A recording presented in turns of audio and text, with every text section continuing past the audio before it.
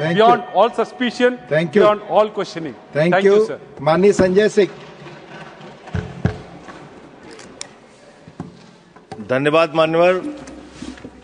आपने चुनाव सुधार जैसे महत्वपूर्ण विषय पर, जिसमें इस समय पूरे देश की चिंता है, ऐसे महत्वपूर्ण विषय पे मुझे अपनी बात कहने का मौका दिया। मान्यवर, वोट का अधिकार एक लंबे संघर्ष के बाद हिंदुस्तान को मिला। अंग्रेजों ने 190 साल तक हिंदुस्तान पर राज किया। उनके खिलाफ हमारे क्रांतिकारियों ने, शहीद आजम भगत सिंह ने कुर्बानी दी, शहीद सुखदेव ने कुर्बानी दी, शहीद राजगुरु ने कुर्बानी दी, शहीद राम प्रसाद बिस्मिल ने कुर्बानी दी, शहीद खुदीराम बोस ने कुर्बानी दी, शहीद अशफाक उल्लाह ने कुर्बानी दी, शहीद रोशन सिंह ने कुर्बानी दी, और राष्ट्रपिता महात्मा गांधी ने त्याग और बलिदान से इस देश को आजाद कराया। और जब हमारा मुल्क आजाद हुआ तो भारत के संविधान के रचयिता बाबा साहब डॉक्टर भीमराव अंबेडकर जी ने कहा, इस देश में वोट के मामले में सब समान होंगे। राष्ट्रपति के वोट की भी गिनती एक होगी, प्रधानमंत्री के वोट की भी गिनती एक होगी, मुख्यमंत्री के वोट की गिनती भी एक होगी, सांसद विधायक के भी वोट की गिनती एक होगी, और गांव में रहने वाले मजदूर के वोट की गिनती, दलित के वोट की गिनती, पिछड़े समाज के लोगों के वोट की गिनती, आदिवासी के वोट की गिनती एक होगी। आज एसआईआर के जरिए ये जो चर्चा पूरे देश में खौफ का माहौल बना हुआ है, क्या वास्तव में एसआईआर के जरिए आप मतदाता सूची को साफ करना चाहते हैं या वोटर को ही साफ करना चाहते हैं? आपका मकसद वोटर को साफ करने का है, आपका मकसद वोट चोरी का है, आपका मकसद मतदाताओं की सूची को सही करने का नहीं है। इसलिए यह चिंता है सबको। और दूसरी बात, क्या यह संवैधानिक अधिकार चुनाव आयोग के पास है? मान्यवर, बाबा साहब डॉक्टर भीमराव अंबेडकर जी ने जो देश का संविधान लिखा, हालांकि आपको गांधी से भी समस्या है, अंबेडकर से भी समस्या है, आपकी नेता प्रज्ञा ठाकुर तो राष्ट्रपिता महात्मा गांधी के बारे में अपशब्दों का इस्तेमाल करती हैं। आप लोगों को गांधी के आदर्शों से कोई लेना देना नहीं। विषय पे ही बोल रहा हूं। विषय है ये, विषय पे बोल रहा हूं। डिस्कशन, गांधी के त्याग से ही वोट का अधिकार मिला है। बोले सर, गांधी के त्याग से ही वोट का अधिकार मिला। अलग बहस करने की आपका नहीं तो अगर गांधी का नाम ले लिया तो इसमें क्या समस्या है? आप समस्या सर, इसमें क्या समस्या है? विषय पर बोलिए, विषय पर बोलिए। सर, बाबा साहब डॉक्टर भीमराव अंबेडकर जी ने जो संविधान लिखा, उस संविधान की धारा 327 क्या कहती है? Power of parliament to make provision with respect to elections to legislatures subject to the provisions of this constitution, parliament from time to time by law make provision with respect to all matters relating to or in connection with elections to either house of parliament or to the house of or either house of the legislature of a state, including the preparation of electoral rolls, the delimitation of constituencies and all other matters necessary of securing the due constitution of such house or houses। इसको हिंदी में भी पढ़ देगा जरूर।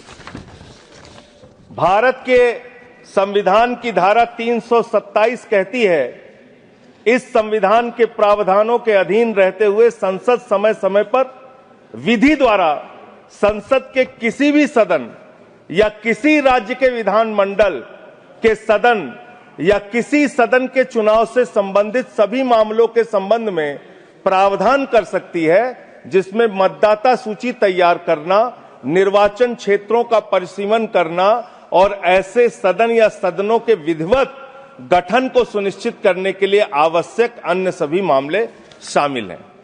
यानी कि चुनाव के मतदाता सूची बनाने से लेकर, परसीमन करने से लेकर, चुनाव संपन्न कराने तक का जो अधिकार चुनाव आयोग को मिलता है वो धारा 327 के तहत मिलता है, संविधान के तहत मिलता है। उसी के तहत चुनाव आयोग काम करेगा।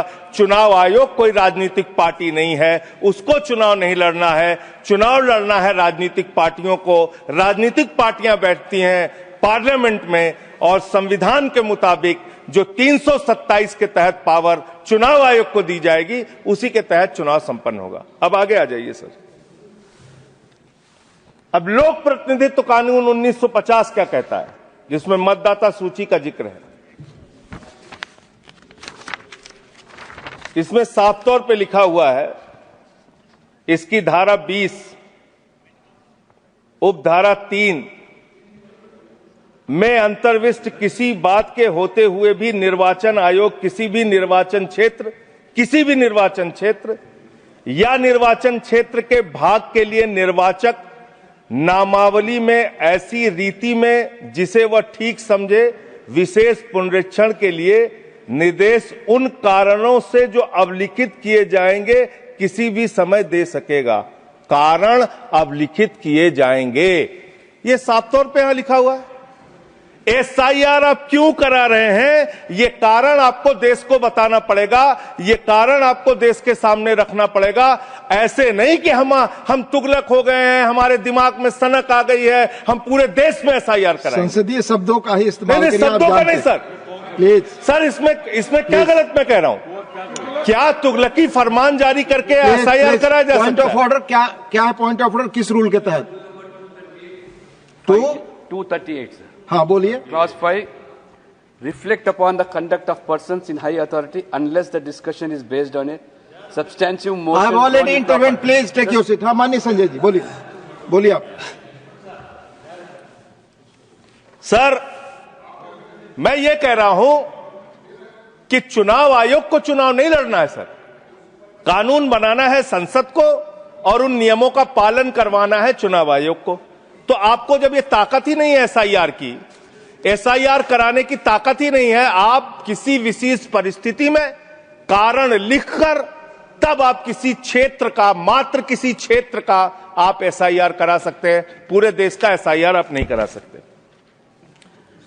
दूसरी बात सर, आते हैं बिहार के ऊपर। उससे पहले मैं थोड़ा जिक्र दिल्ली के चुनावों का कर लूं।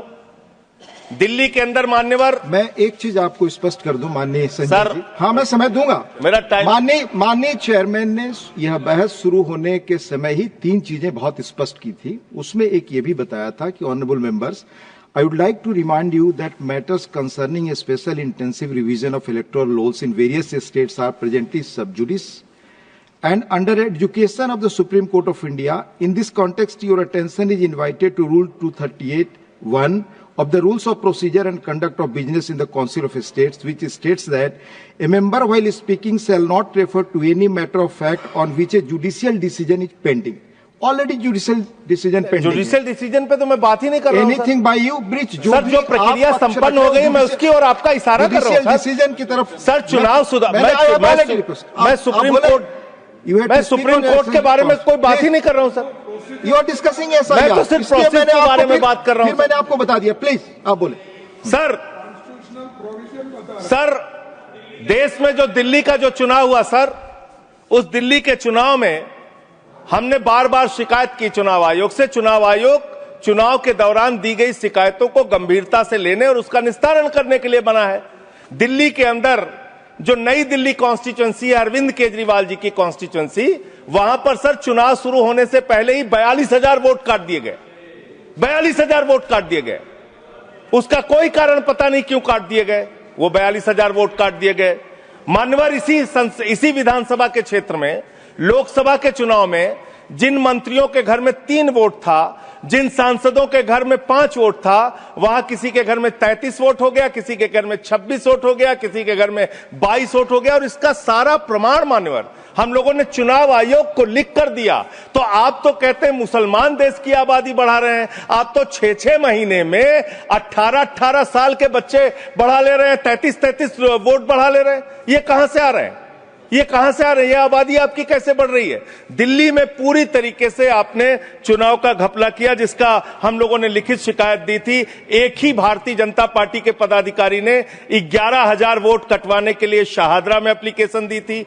24 बीजेपी के कार्यकर्ताओं ने 4800 वोट कटवाने की एप्लीकेशन जनकपुरी में। सर चुनाव की गड़बड़ी, सर हमने सर चुनाव की गड़बड़ी, क्या सर चुनाव की गड़बड़ी पे हम नहीं बोल सकते? सर फिर हमारा टाइम जा रहा है, सर फिर हमारा टाइम जा रहा है। स्पीक ऑन द सब्जेक्ट, आपका समय जा रहा है क्योंकि आप विषय से बाहर बोल रहे हैं। सर आप बताइए, चुनाव की गड़बड़ी पे मैं नहीं बोल सकता। सर मैं आपसे विनम्रतापूर्वक पूछना चाहता हूं, क्या चुनाव की गड़बड़ी पे मैं नहीं बोल सकता? आप चुनाव में हो रही गड़बड़ियों पे नहीं बोल सकता। इलेक्शन रिफॉर्म्स के पक्ष और विपक्ष में हम इलेक्शन रिफॉर्म्स कैसे होगा जब गड़बड़ियां नहीं बताएंगे? सर उन चीजों के बारे में जब गड़बड़ियां बताएंगे नहीं तो रिफॉर्म्स कैसे होगा? संसद में उठा चुके हैं जिन चीजों को। सर मैं आपसे हाथ जोड़कर पूछना चाहता हूं, एक सेकंड सर, मैं आपसे विनम्रतापूर्वक पूछना चाहता हूं, चुनाव की गड़बड़ियों के बारे में अगर सदन को आपको नहीं बताऊंगा सर, तो उसका रिफॉर्म्स कैसे होगा? तो दिल्ली में अगर एक गड़बड़ी हुई है, जरूर आप बोले, ये आपका अधिकार है, पर स्पेसिफिक जो उदाहरण दे रहे हैं उसके बारे में पहले आप उठा चुके हो, अमान्य हो चुकी है चीजें। प्लीज नहीं सर, नहीं सर, नहीं सर, आप सर आपका समय जा रहा है, please come on the subject. Delhi के अंदर बड़े पैमाने पर वोट काटे गए और चुनाव में खुलेआम गड़बड़ियां की गई। अब बात करते हैं बिहार में। सर बिहार में आपने अचानक कहा पूरे राज्य का SIR होगा। SIR आपने कराया, करीब 65 लाख वोट काट दिए वहां पे। और मान्यवर, मैं आपके सामने कुछ विधानसभाओं की सूची पढ़ना चाहूंगा। मोतिहारी में 54,000 वोट काट दिया, बीजेपी 13,000 वोट से जीती। गोपालगंज में 66,000 वोट काट दिया, बीजेपी 28,000 वोट से जीती। संजय जी बरौली में 46,000 वोट काट दिया, बीजेपी 12,000 वोट से जीती। अनमोल में 37,000 वोट काट दिया, बीजेपी। ये सारी चीजें सुप्रीम कोर्ट में नहीं जाएगी रिकॉर्ड पे। प्लीज सर ये गड़बड़ी पे बात हो रही है। गड़बड़ी मेरा समय चला जा रहा है, सुप्रीम कोर्ट के पास सर मेरा टाइम जा रहा है। सर विषय पर बोलिए। सर विषय पर बोल रहा हूँ सर। नहीं विषय पर नहीं बोल रहे हैं। विषय ऐसे तो फिर बात नहीं हो पाएगी। नो ठीक है सर, ऐसे बात नहीं हो पाएगी। आप हमारा टाइम खराब कर रहे हैं। विषय पर बोलिए। नहीं मेरा सारा समय चला जा रहा है सर। आप विषय पर बोलिए। जो चीज सब जुडिस है उसके बारे में honourable chairman has made it clear. Please election में ऐसे गड़बड़ियां होते हैं, उसको क्या करना चाहिए ये बता रहे हैं। ये सारे कंप्लेन माननीय LOP सुप्रीम कोर्ट के पास है। ये सब जुडिस मामला है, इस पर मैं अलाउ नहीं करूंगा। ऑलरेडी चेयरमैन ने कहा। माननीय संजय आपका समय जा रहा है, आप माननीय सर आप बोलने ही नहीं दे रहे हैं। फिर ऐसे बोलने नहीं दे रहे हैं आप कानून। सर चुनाव की गड़बड़ियों के बारे में नहीं बोलेंगे? आप संवैधानिक मर्यादाओं चुनाव की गड़बड़ियों के बारे में नहीं बोलेंगे? चेयर पर आरोप करेंगे, ये आपको फ्रीडम है। आप कुछ भी कह सकते हैं नियम कायदे के बाहर जाकर के। ठीक है सर, दूसरी बात सर, प्लीज EVM का इस्तेमाल देश के अंदर शुरू हुआ। प्लीज, और जब EVM का इस्तेमाल शुरू हुआ अपनी जगह बैठे, तो देश में तमाम बहस शुरू हुई। और EVM के ऊपर सबसे पहला किसी ने सवाल उठाया तो उस व्यक्ति का नाम है GVL नरसिम्हा। उन्होंने बाकायदा किताब लिखी है कि लोकतंत्र के ऊपर खतरा है ये EVM। और उसके बारे में लाल कृष्ण आडवाणी जी ने उनकी किताब के प्रशंसा करते हुए और EVM पे सवाल होते हुए, अब इस पे भी समस्या है, इस पे भी। तो उस पे पूरा EVM के ऊपर सबसे पहले इन लोगों ने सवाल उठाया। EVM किन किन देशों में था और कहां कहां बैन हो गया, मैं पढ़ के बता दे रहा हूं। जिन जिन देशों में बैन हो गया, जर्मनी में, नीदरलैंड में, आयरलैंड में, UK में, फ्रांस में, पुर्तगाल में, इटली में, ऑस्ट्रेलिया में, नॉर्वे में, कनाडा में, बेल्जियम में, साउथ कोरिया में, इन तमाम देशों में EVM था। EVM बंद हो गया। लेकिन मुझे एक मन में शंका होती है जो आपके माध्यम से उधर बैठे हुए लोगों से पूछना चाहता हूं। प्रधानमंत्री जी का आप बहुत गुणगान करते हैं। आप कहते हैं प्रधानमंत्री जी बहुत लोकप्रिय हैं, प्रधानमंत्री जी की लोकप्रियता चमक रही है, वो महामानव हैं, विश्व गुरु हैं। तो ये कौन सी लोकप्रियता है प्रधानमंत्री जी की कि भाई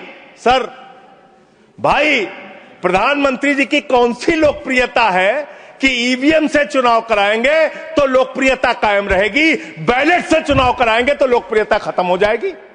अरे भैया, दोनों में अगर लोकप्रियता कायम है तो बैलेट से चुनाव करा लो, उसमें भी पता चल जाएगा कितने लोकप्रिय है प्रधानमंत्री जी, कितनी लोकप्रिय है भारतीय जनता पार्टी, कितने लोकप्रिय हैं आप लोग, ये आपको पता चल जाएगा। दूसरी बात मान्यवर, दूसरी बात, आपने अभी मैंने सुना कि डिटेंशन सेंटर बनाएंगे घुसपैठियों के लिए, और यह कहा गया कि इस पूरी चुनाव की प्रक्रिया के तहत जो लोग पकड़े जाएंगे घुसपैठिए, उनको उस डिटेंशन सेंटर में रखा जाएगा। मैं आपके माध्यम से इस सरकार से पूछना चाहता हूं, 11 साल से इस देश में ट्रंप की सरकार तो है नहीं, न बराक ओबामा की सरकार है, न बाइडेन की सरकार है, यहां पर प्रधानमंत्री नरेंद्र मोदी जी हैं और गृह मंत्री अमित शाह जी हैं। आपने 11 साल में कितने घुसपैठिए हिंदुस्तान से भगाए, इसके बारे में आंकड़ा दीजिए सदन को आप जानकारी दीजिए।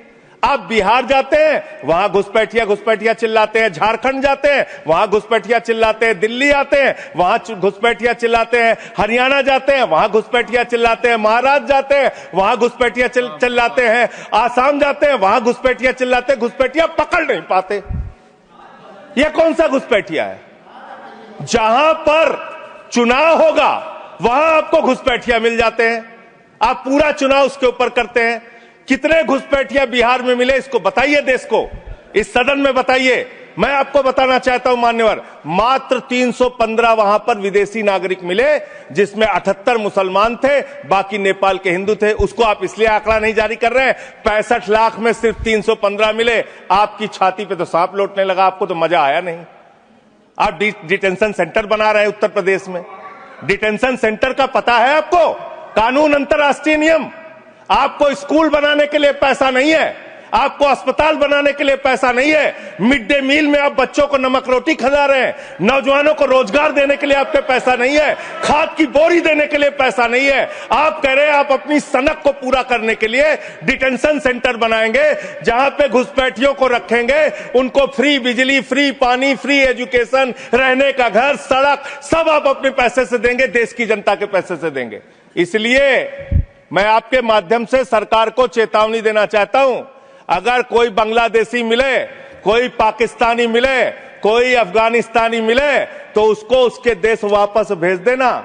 हमारे पैसे से उनको यहां पे डिटेंशन सेंटर और घर बना के फ्री में बिजली, फ्री में पानी, फ्री में शिक्षा, फ्री में इलाज मत करना। और ज्यादा अगर आपको चिंता हो तो अपने घर के बाहर एक घर बना लेना, वहां रख लेना, वहां रख लेना, अपने घर में रख लेना। हम लोगों का पैसा मत बर्बाद करो अपनी सनक के चक्कर में, अपने सनक के चक्कर में। दूसरी बात, सनक शब्द असंसदीय शब्द ना बोले। नहीं सर, सनक, सर क्या क्या बोलते हैं ये लोग, किसको किसको गाली नहीं देते हैं। संसदीय शब्द ही बोल रहा है, और आपको भी बोलना है सर। बांग्लादेशी घुसपैठिया की ये लोग बात कर रहे हैं। लश्कर तोयबा का आतंकवादी, इनके माइनॉरिटी मोर्चा का अध्यक्ष था जम्मू कश्मीर में। लश्कर तोयबा का सब्जेक्ट पर तालिब हुसैन, सब्जेक्ट पर that will go the subject है, ये डिस्कशन सब्जेक्ट है सर। लश्कर तोयबा के आतंकवादियों को अपनी पार्टी में आप रखते हो, लश्कर तोयबा के आतंकवादियों को अपनी पार्टी में रखते हो, लश्कर तैयबा के आतंकवादियों को अपनी पार्टी में रखते हो, आतंकवादियों को अपनी पार्टी में रखते हो।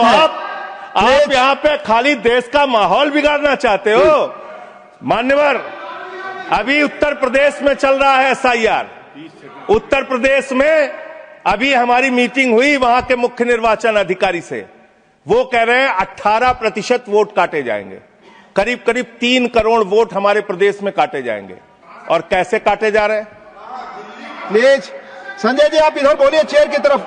क्या आप जानना चाहते हैं? आप आपस में बहस कराइए सर, उनको खड़ा कीजिए, सर उनको खड़ा कीजिए, बहस कराइए। आप बोले कोई चीज जानते। हमारी मीटिंग हुई सर, हमारी पार्टी के प्रतिनिधि गए, वहां कहा गया 18% वोट काटे जाएंगे। क्या इस सदन की चिंता नहीं होनी चाहिए? उत्तर प्रदेश में आप 3 करोड़ वोट काटेंगे, 3 करोड़ वोट काटेंगे।